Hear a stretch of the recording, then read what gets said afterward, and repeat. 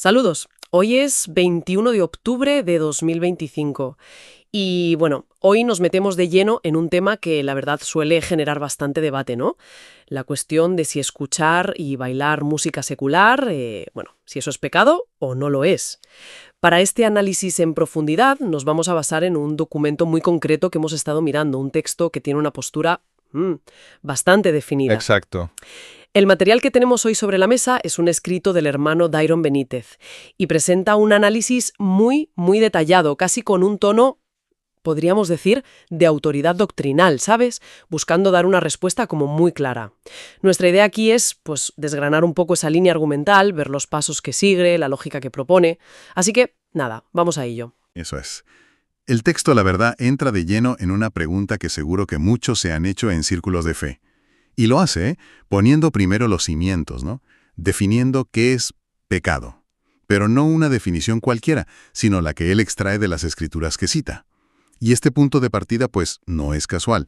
Es como la clave de todo lo que viene después. Arranca con eso, con la definición. Se va a la primera epístola de Juan, capítulo 3, versículo 4. Y lo cita así, tal cual. Todo aquel que comete pecado, infringe también la ley. Pues el pecado es infracción de la ley. Así que, bueno, esa es la base. Pecado igual a infringir la ley. Vale, queda clarísimo el marco inicial. Pecado es infracción de la ley. Una definición muy categórica. Pero claro, una definición así, tan pegada a la ley, pues te lleva a preguntar, ¿no? ¿A qué ley se refiere exactamente el hermano Benítez aquí? ¿Cualquier ley? ¿Una ley moral general? ¿O algo más específico? Pues el documento es muy preciso en eso. Lo deja claro. Se está refiriendo a la ley de Dios del Antiguo Testamento, la Torá, vamos, la ley mosaica. Y para que no queden dudas de esta conexión entre pecado y esta ley en concreto, recurre a Pablo. Cita a Romanos capítulo 3, versículo 20. Dice, «Ya que por las obras de la ley ningún ser humano será justificado delante de él, porque por medio de la ley es el conocimiento del pecado». La idea que subraña es esa. La Torá es como el instrumento que nos dice que es pecado y que no. ¡Qué interesante! Usa a Pablo, del Nuevo Testamento, para reforzar la idea de que la ley del Antiguo Testamento es central para definir el pecado. ¿Y se queda ahí o ahonda más en esa conexión? No, sigue. Sigue por ahí. Añade otro trozo de Pablo, también de Romanos, capítulo 7, versículos 7 y 8. Y aquí, el autor usa las palabras de Pablo para mostrar cómo la conciencia de un pecado concreto como la codicia viene directamente de un mandamiento de la ley. Cito de nuevo cómo lo pone el texto. «Pero yo no conocí el pecado sino por la ley, porque tampoco conociera la codicia si la ley no dijera, no codiciarás». Y sigue, «Mas el pecado, tomando ocasión por el mandamiento, produjo en mí toda codicia, porque sin la ley el pecado está muerto». Sin la ley el pecado está muerto. Es potente la frase, ¿eh? O sea que la interpretación que saca el documento es que si la ley no dice explícitamente esto está prohibido, pues conceptualmente no se puede llamar pecado. Es como si la ley no solo lo definiera, sino que lo activara en nuestra conciencia. Exactamente, esa es la lectura que presenta el hermano Benítez como fundamental. La Torá no es solo una guía, es el catálogo definitivo, el único catálogo, según este argumento, de lo que es ofensa a Dios, de lo que es pecado. Y si no hay una prohibición explícita ahí, pues no hay pecado, según esta lógica, claro. Bien, vale. Con esa base tan firme, pecado es saltarse la Torá, y la Torá nos dice que es pecado. El paso lógico siguiente es llevar esto a la pregunta inicial, ¿no? A la música secular. Justo. El documento entonces plantea la pregunta clave, sin rodeos. A ver, ¿hay algún mandamiento en la santa ley de Dios, en la Torá, que prohíba escuchar música secular? ¿O bailar esa música? Y la respuesta a esta pregunta, claro, dentro del marco que ya ha fijado, pues va a ser decisiva. Pone interesante, porque si todo depende de que haya una prohibición escrita en la Torá, y resulta que no la hay, pues la conclusión parece inevitable, ¿no?, dentro de su lógica. ¿Qué dice el texto del hermano Benítez? Pues la conclusión que presenta es rotunda, sin medias tintas, ¿no?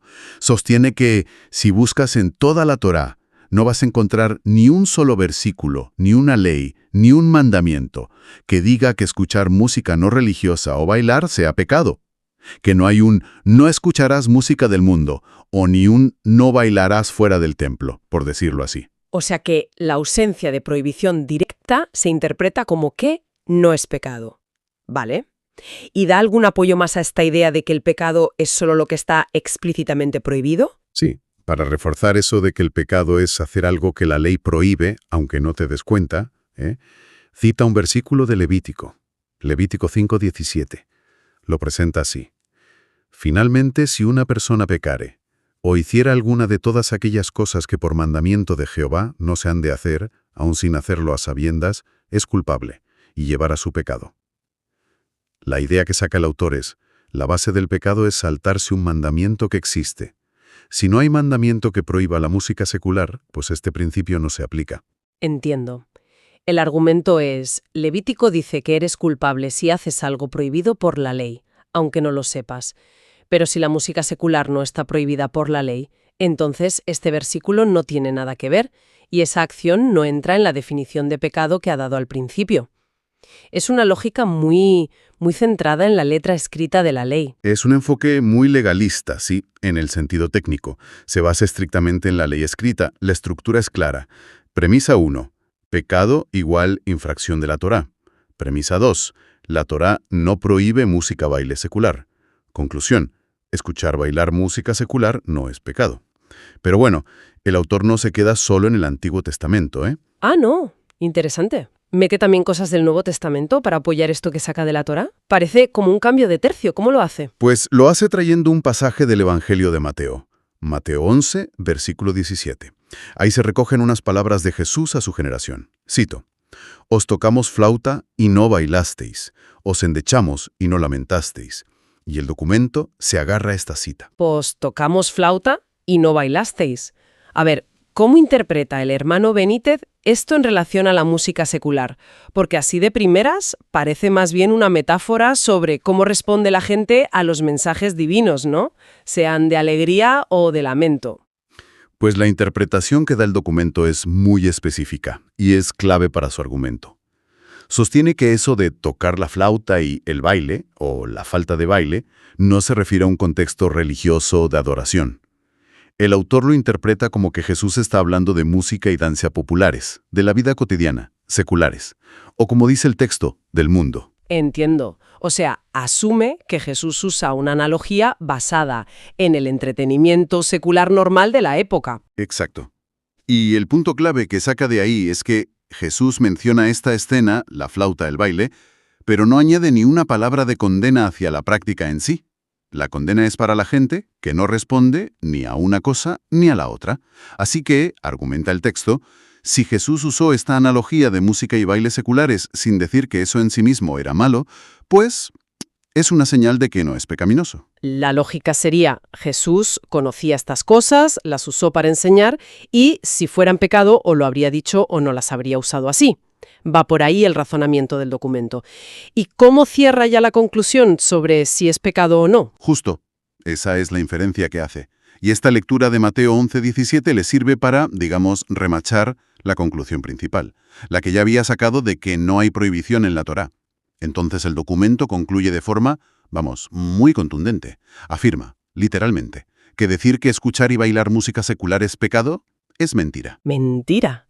Uf, es una palabra fuerte en este contexto, ¿eh? ¿Se queda ahí o explica por qué cree que esa postura es tan errónea? Va más allá, va un paso más allá. Y aquí es donde el lenguaje se pone todavía más serio. El texto advierte que decir que la música secular y el baile son pecado no es solo un error de interpretación. Dice que es algo mucho más grave, caer en tremenda blasfemia. Blasfemia. Ostras, eso ya es subir mucho el nivel. Implica ofender directamente a Dios o a lo sagrado. ¿Y cómo justifica el documento una acusación tan gorda contra los que piensan distinto en esto? Pues la justificación se basa directamente en su interpretación de Mateo 11:17.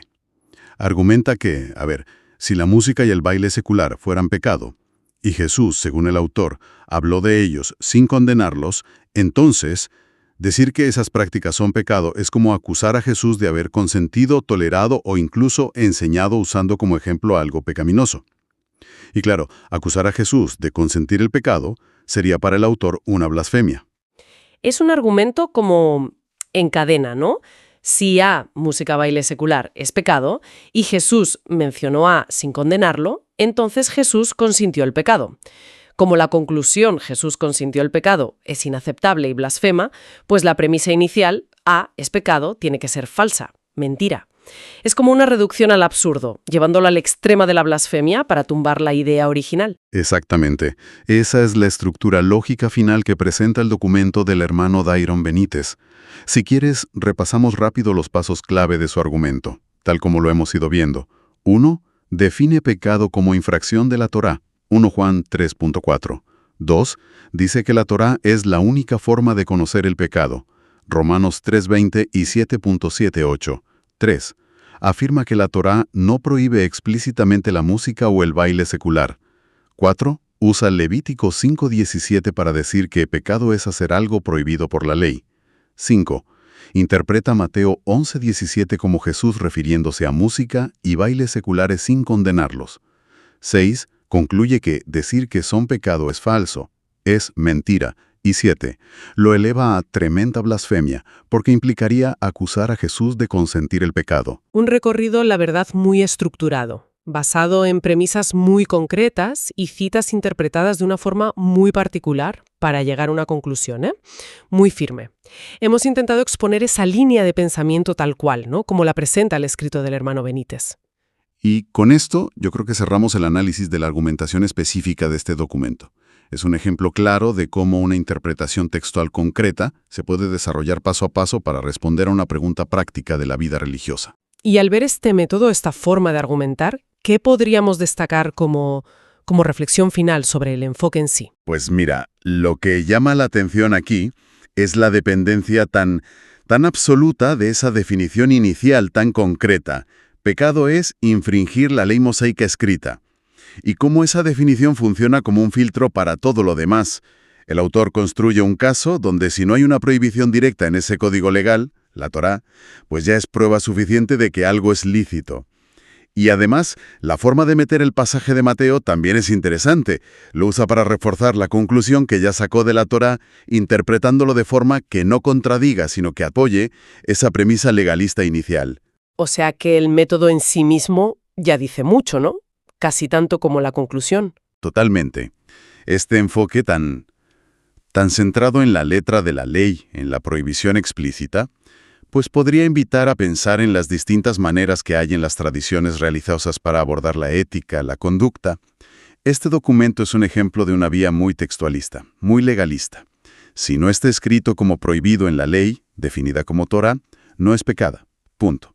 Otros enfoques quizá podrían mirar principios bíblicos más generales o las posibles consecuencias de las acciones, el contexto cultural, incluso la tradición de interpretación de una comunidad, como elementos para el discernimiento moral, ¿sabes?